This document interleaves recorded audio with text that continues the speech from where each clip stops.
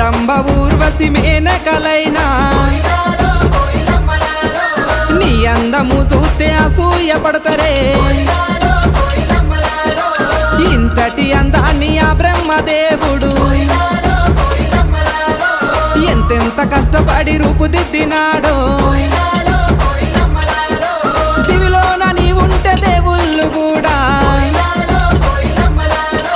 నిన్ను చూసి ఆగడానికి కిందికే పంపనేమో మల్లె చెట్టు కింద కూస్తున్నా